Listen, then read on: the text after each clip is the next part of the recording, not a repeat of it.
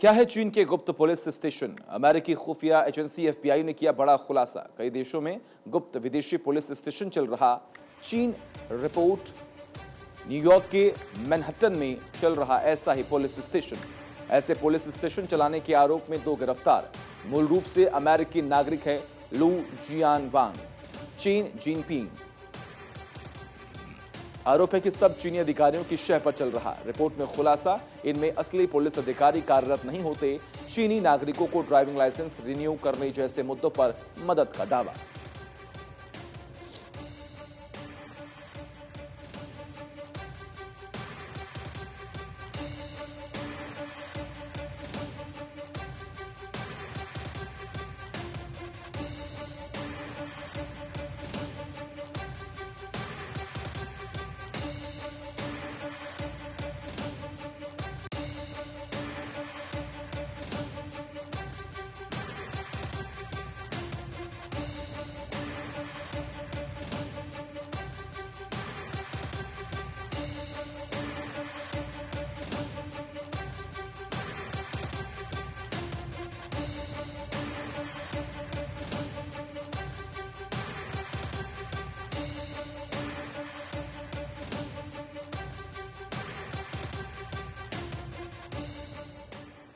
अमर्त्य सेन को विश्व भारती यूनिवर्सिटी का नोटिस। नोबेल विजेता अमर्त्य सेन पर जमीन पर अवैध कब्जा का आरोप। विश्व भारती यूनिवर्सिटी ने जमीन पर कब्जा हटाने के लिए कहा। 15 दिनों के अंदर जमीन खाली करने का नोटिस दिया है। यूनिवर्सिटी ने 19 अप्रैल को नोटिस भेजा है। 15 दिन के हिसाब से 6 मई तक जमीन खाली करनी है। नोटिस में कहा गया कि अगर तय समय सीमा तक जमीन खाली न हुई तो उन्हें जबरन हटाया जाएगा। शांति निकेतन की ओर से जारी नोटिस में कहा गया कि 50 फुट लंबी और 111 फुट चौड़ी 13 डेसिमल भूमि उनसे वापस ली जाए।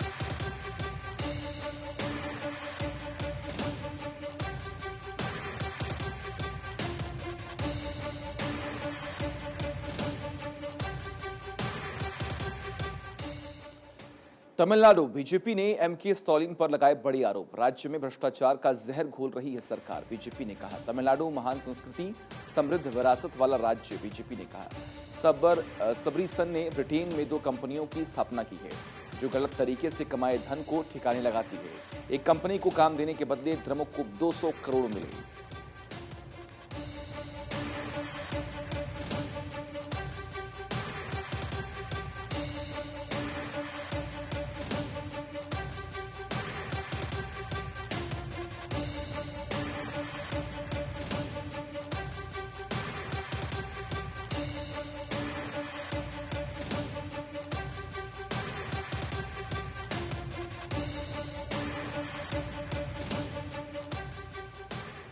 शिवराज सरकार का ओटीपी वाला दाव। सीएम शिवराज सिंह चौहान ने युवाओं को लुभाने के लिए नया दाव चला। शिवराज सरकार ने ओटीपी यानी वन टाइम पेमेंट वाला दाव चला। इसका मतलब एमपी में सरकारी नौकरी के लिए इन युवाओं को फॉर्म भरने के लिए एक बार ही शुल्क देना होगा। शुक्रवार को इसको लेकर आदेश जारी कर दिया गया। अब 1 साल में सिर्फ एक बार फीस देनी होगी। चुनावी साल में शिवराज के इस कदम को बड़ा चुनावी तोहफा माना जा रहा है।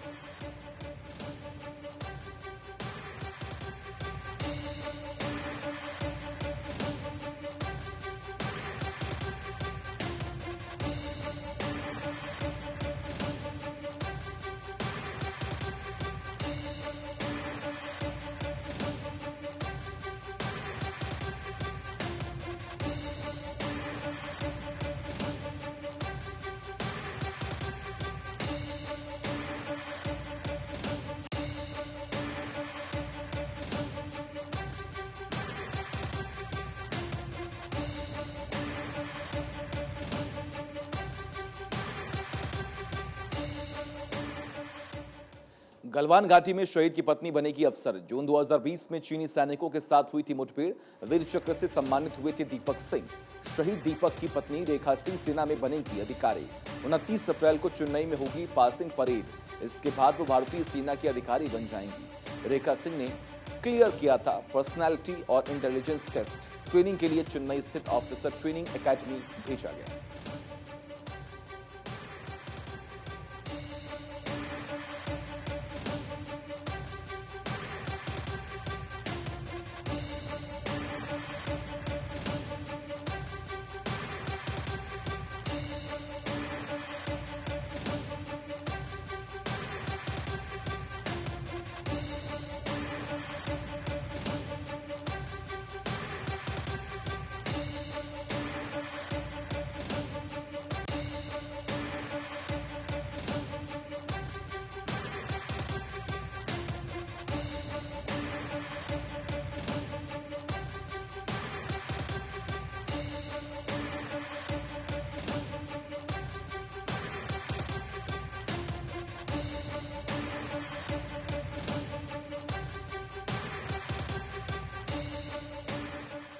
विद्यार्थी नेता युवराज सिंह को एनकाउंटर का डर। विद्यार्थी नेता युवराज सिंह ने बताया अपनी जान को खतरा। पुलिस के सामने खुद को फंसाए जाने की जताई आशंका। युवराज का आरोप आपसे जुड़े होने के कारण बनाया निशाना। डमी कांड में भावनगर एसओजी के सामने पेश हुए युवराज। पेश होने से पहले युवराज सिंह ने लगाई कई आरोप। डमी कांड में युवराज पर रुपए लेकर नाम छुपाने का आरोप।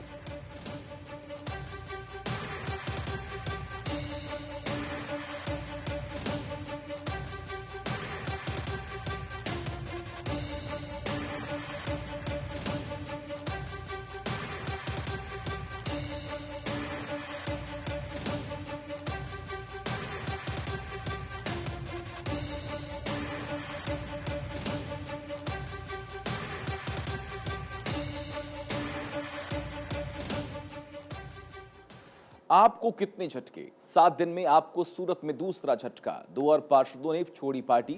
सूरत में आपके 2 और पार्षद बीजेपी में शामिल हुए। आपका दावा छोड़ने से पहले कर दिया निष्कासित। आपके विपक्ष नेता पद पर भी आ सकता है संकट। वार्ड 2 और वार्ड 3 के हैं पार्षद।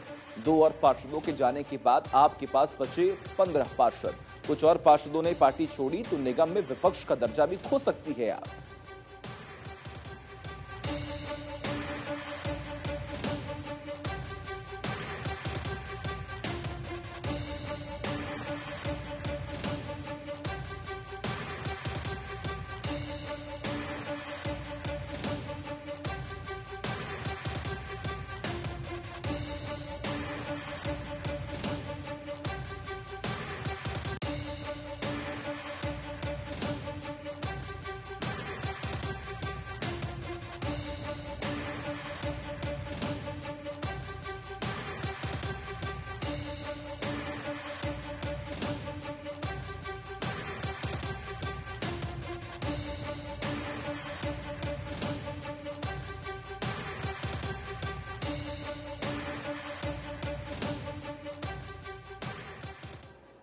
अतीक के निजी सामान पर कौन करेगा दावेदारी? 46 महीने और 10 दिन अतीक अहमद साबरमती जेल में रहा। जून 2019 में अतीक को साबरमती जेल शिफ्ट किया गया था।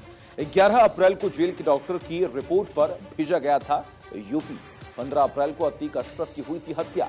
अतीक अहमद के कपड़े, पहचान से जुड़े दस्तावेज, कुछ किताबें और दवाओं के साथ मेडिकल रिपोर्ट जेल में।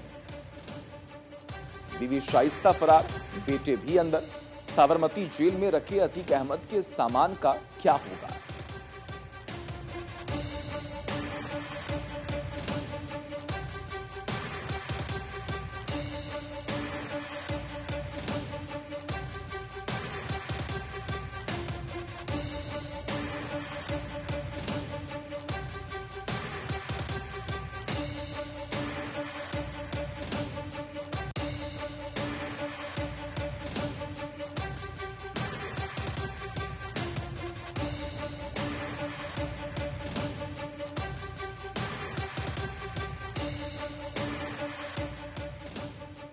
पश्चिम बंगाल डीजीपी हावड़ा पुलिस आयुक्त को नोटिस। रामनवमी जुलूस पर हमले से जुड़ा हुआ पूरा मामला। राष्ट्रीय मानवाधिकार आयोग का डीजीपी पश्चिम बंगाल को नोटिस। हावड़ा पुलिस आयुक्त को भी भेजा है नोटिस।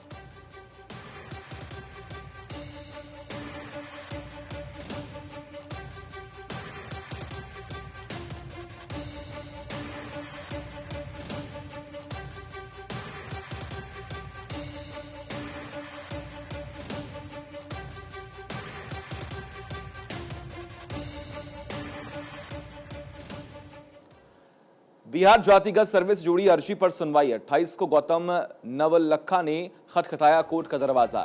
सामाजिक कार्यकर्ता ने की पता बदलने की मांग। नवलखा एल्गार परिषद माओवादी संबंध मामला।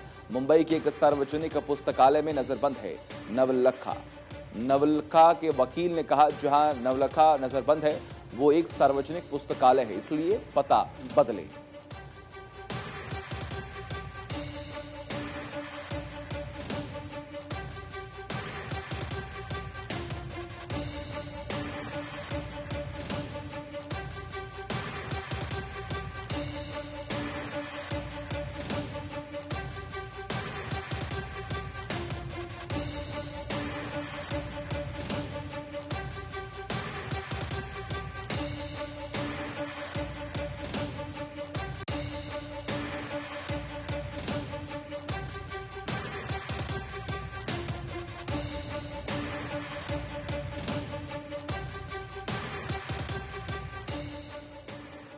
मराठा आरक्षण के मुद्दे पर शीर्ष कोर्ट जाएगी शिंदे सरकार। कोर्ट का दरवाजा खटखटाएगी शिंदे सरकार। क्यूरेटिव पिटीशन दाखिल करने की तैयारी। सीएम एकनाथ शिंदे ने दी है जानकारी। मराठा समुदाय के पिछड़ेपन का पता लगाने के लिए सर्वेक्षण के लिए भी एक नए आयोग का होगा गठन।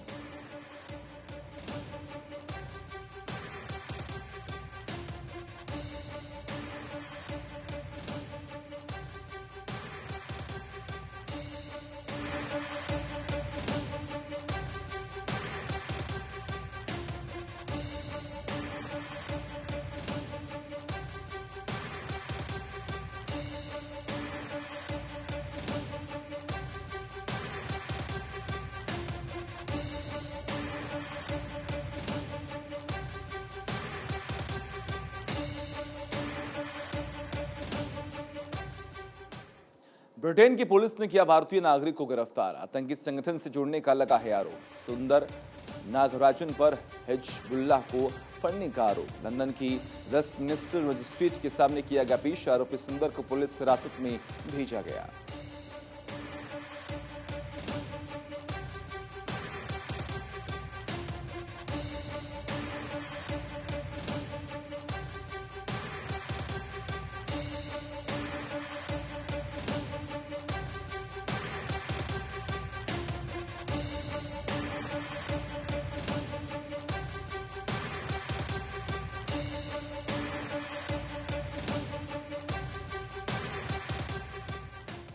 गुरुग्राम में शख्स की पीट कर हत्या। मंदिर की सफाई से जुड़ा है पूरा मामला। नेपाल के व्यक्ति को साफ सफाई के लिए रखा गया। परिसर में टाइलें लगाने का काम करता था व्यक्ति। गलती से मूर्ति का एक हिस्सा साफ करने के दौरान टूटा। 24 वर्षीय व्यक्ति को पेड़ से बांधकर पीट कर मार डाला।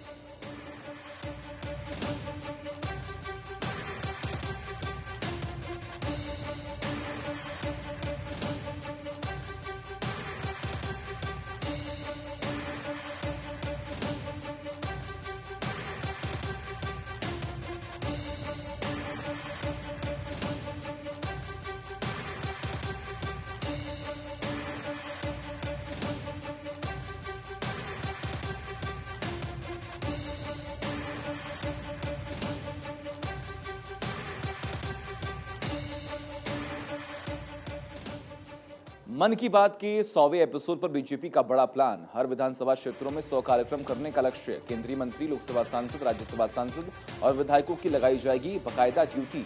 केंद्र सरकार का वित्त मंत्रालय करेगा 100 रुपए का सिक्का लॉन्च। केंद्रीय मंत्री अमित शाह, जेपी नड्डा, राजनाथ सिंह के नेतृत्व में जल्द बनेगा विस्तृत कार्यक्रम। 30 अप्रैल को देश भर में कार्यक्रम करने की योजना। बड़े लोकसभा क्षेत्रों में केंद्रीय मंत्री खुद रहेंगे मौजूद। कार्यकर्ताओं को जल्दी जारी होगी विशेष हिदायत। मन की बात के जरिए पीएम मोदी खुद जनता से करते हैं कनेक्ट। अक्टूबर 2014 से शुरू हुए इस कार्यक्रम में जनता में बनाई विशेष पहचान। पीएम मोदी के मन की बात का प्रसारण अपने आप में बनाने जा रहा एक बड़ा रिकॉर्ड।